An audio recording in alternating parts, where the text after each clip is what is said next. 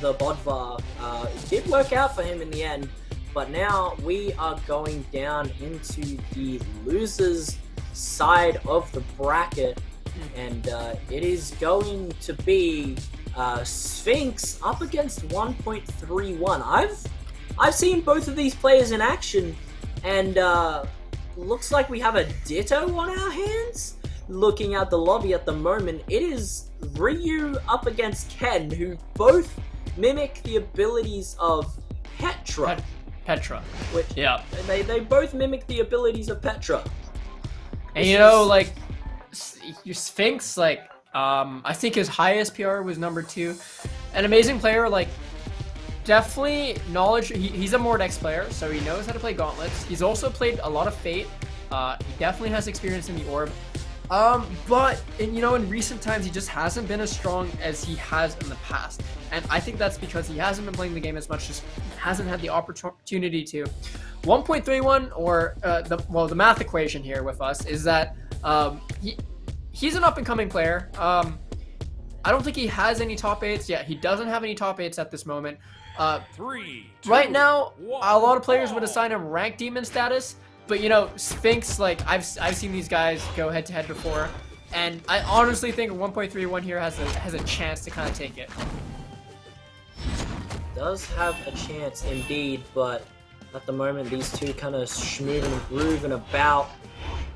Couple moves here and there, but at the moment both of these players trying to find their footing. Sphynx is doing really well with this orb at the moment, which it's trying to find at least a couple hits here for the math equation, but you know, he's got to do a lot of calculating to be able to get past Sphynx at the moment, because if they get knocked out here if they lose their set at the elimination side of the bracket, it is over, as Sphynx just Hail Marys the math equation, just picks up the orb and snipes him from downtown to give him the lead in stocks. And Sphynx is notorious for how well he edge guards people. I truly think at this moment there's 3 players who have mastered edge guards, and that's Sphynx, Sire, and, well, I mean, Dolan, maybe. I'd definitely say he's the most creative. Oh, the orb recovery is gonna KO. I mean, he was pretty high up there, but you know, like, not a lot of damage, you know, on 1.31 here. Just kind of needs to keep Sphynx from getting weapon, but as I say that, Sphynx is going to pick up the gauntlets. Sphynx on the gauntlets gets the read, which KOs the GC neutral signature. What in the world? I didn't even know that could hit from up there. Like, like, the math equation just went into the attic, and Sphynx just went, hey, what you doing out there, bud? What you doing? Bam, see you later. Sent him through the roof. And at the moment, Sphynx is doing really, really well against 1.31. He is working a lot of this damage. He gets another neutral signature. Oh my god! Sphynx, you're crazy! You are crazy! Hello? Hello? Put that one on Pro Brawlhalla Twitter. Excuse me! I'd like to have a discussion here about, like, there's 2 types of players that you find in Brawlhalla, and I think this is true across most fighting games as well. You have the type of player who minimizes the amount of mistakes they make, but then you also have the other type of player, maybe he's a bit more aggressive, maybe she's a bit more aggressive. This is the player that maximizes their risk and is very alert and aware of what their opponent is punishing and going to do. And I think Sphynx here has, you know, normally he minimizes his mistakes, but right here, I see him maximizing his risk. And he has all these opportunities, and he's taking all of them. I mean, why wouldn't you? It's an all-you-can-eat buffet. Especially with how many, like, nSigs he's feeding to 1.31 right now. Yeah, just giving him the spoonful, which it's forced a little bit of a change here for 1.31, which he swapped over to the Giro, which he's getting a Leonardo from TMNT. Kind of cool, I guess. Sphynx with the read, the weapon throw from the math equation. Can't find anything else from there. And now on swapping old over to the side. Yeah, on old gauntlets, I think that recovery would have KO'd. Ooh, the weapon throw to cancel out the nSig, and that's a very safe, like, option to kind of get the ground to reset. What? Not able to get the touch. Oh, 1.31 is going to find himself down on a stock that he actually put a lot of work into, and that's going to be a little bit upsetting. Hopefully he can keep like a calm head right here because, you know, I'd be molding a little bit. I'm not going to lie, I'd be molding a little bit if I kind of lost it right there. Yeah, 1.31, he does have a weapon which is easier to get the KOs at the moment with the sword, but he just has to be patient as he fumbles the bag a little bit while trying to get on the run, and Sphynx is going to build even more damage, try to find that down air, neutral signature not hitting, downlight dropping on the sword, neutral signature picks up, and he does get the KO, but damage deficit here for 1.31 at the moment is crazy. Like, it's incredible. He's got to find a lot of damage here in a short amount of time to be able to bring this back, or at least get a very early KO Gimp on the scythe, which might be a little bit difficult. Sphynx try to get the read, but couldn't quite find that gauntlet recovery. Barbecue sauce at the moment for 1.31. He's trying to get the chicken marinated, but you got to be careful to not overcook it, because you're gonna find yourself a little bit burnt.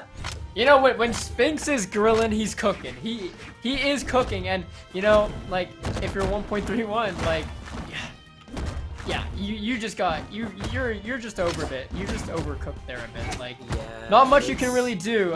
Especially like, again, Sphynx is a player that optimizes his risk rather than like focusing on minimizing his mistakes.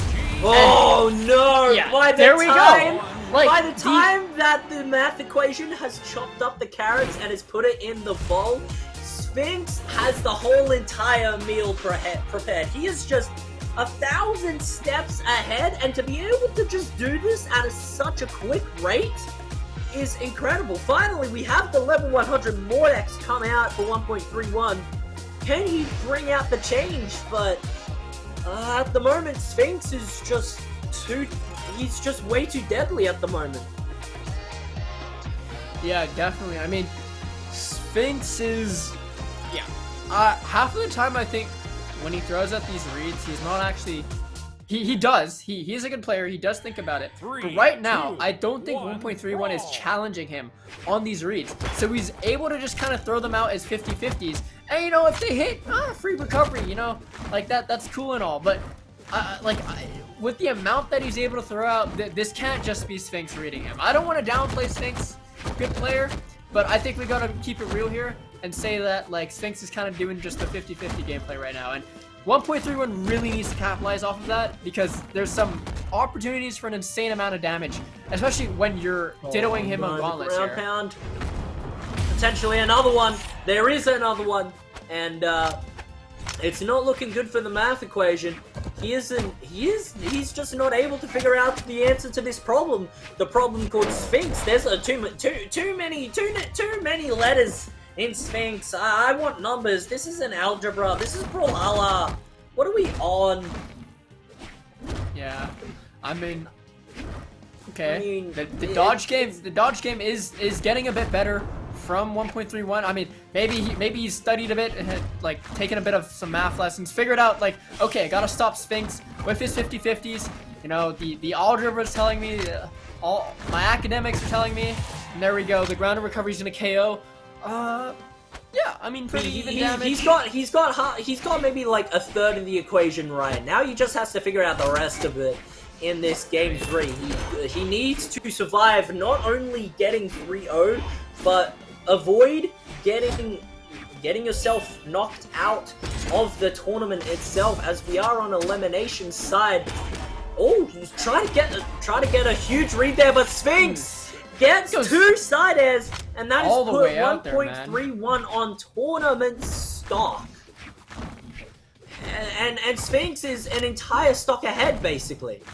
Like, pretty much. Crazy. There's an opportunity for a gimp here, but it seems like that opportunity is passed. And okay, nice strings coming out from 1.69. Too early on the gauntlet release, on that DC. Yeah, gonna need to play a little bit more patient here. Like, Sphynx again, is a player that maximizes risk, and therefore, at this moment, he is not paying attention to his mistakes. That isn't to say that he's not trying to make mistakes. It's just that his focus right now is on hitting you rather than not getting hit. And you kind of get him into the mindset where hitting you isn't going to be as easy anymore. There's another side there by Sphynx, and another one without the weapon and the snipe again. Oh. The same way that you get your first KO in the first game is the same way you get the last KO in the last game with just he's just bowling. He found the bucket, swished it in, and 1.31 is out of the tournament, which means that Sphynx can move on.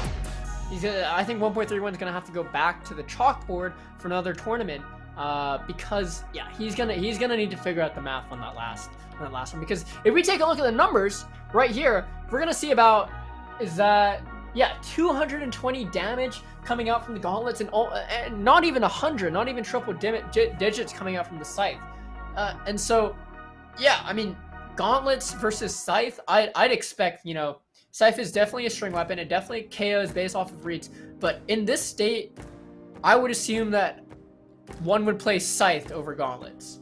And you know, if we look over at Sphynx's side right now, we're gonna see about 164 damage on the orb and 265 damage on the gauntlets. And you know, that's fair. Sphynx got a lot of his KOs off of the read with gauntlets. Orb, I feel it's a little bit more difficult. There's not like as many opportunities to get 50-50 options that KO. So I definitely understand his reasoning on the gauntlets, because he found major success, especially with those nSigs.